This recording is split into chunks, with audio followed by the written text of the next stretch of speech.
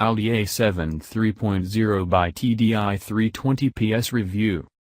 What is it?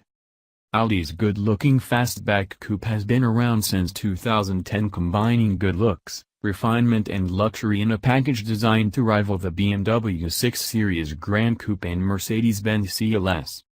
With a new A7 being penned in the horizon, the current 5-door coupe's range has been condensed to reflect its twilight years, with 3-core trims, supplemented by three 3.0-liter V6 diesel engines, while those craving a petrol version are limited to a 4.0-liter V8 powering the S7 and RS7. On this occasion we are interested in the most powerful diesel on offer, the bi-turbo 3.0-liter V6, which on paper produces 315 bhp and 479 pounds-foot of peak twist, pushing the Sportback to 62 miles per hour in 5.2 seconds and onto its 155 miles per hour limit. And yet it remains relatively frugal with a combined economy of 44.8 miles per gallon and produces 167 grams/km of CO2. What's it like? The engine shows all the signs of the potency its bi-turbo title indicates, with the power arriving in 2 stages. Low down, the 3.0-liter diesel is torquey and pushes you along smoothly but without the sudden urgency others give, before the turbos spool up and allows the A7 to rev more freely. The engine cleverly flits between its 2 characters at a dab of the accelerator, from being a fast, quiet and smooth operator through to being a muscular-feeling sports coupe. Such is the flexibility of this engine that no matter what your default driving action is, the engine is happy to reciprocate. The noise is also rather good for a diesel engine, with the V6's vocals being rather pleasing on the ear, not to mention its visceral tones once you push on.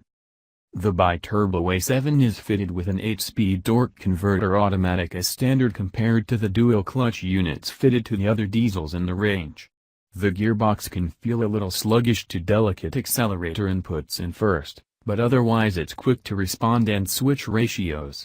It does like to hold on to a ratio far longer than its dual-clutch equivalents would, but that does mean being able to exploit the torque available more readily.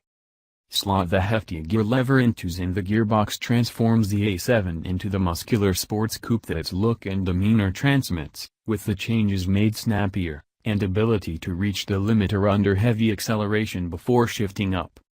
Even the ride is surprisingly good. Seems crazy to say about a car at the luxury end of the spectrum, but let me explain.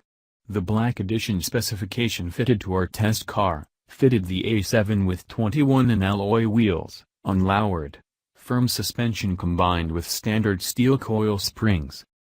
Despite reducing the amount of travel in the suspension, it rides supremely well over the indiscretions littering the UK roads.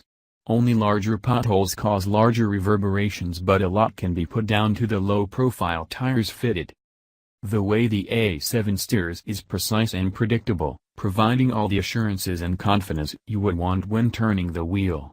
However, if it's feel and excitement you are after, the A7 isn't the car for you, as it can feel rather remote and detached. The interior is similar to what you would find in the Audi A6, which is to say very smart, well put together, and logically laid out.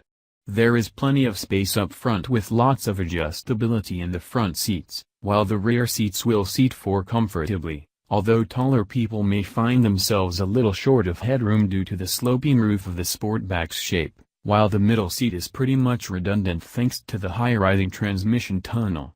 The boot is long, but shallow and easily accessible thanks to the A7's hatch opening.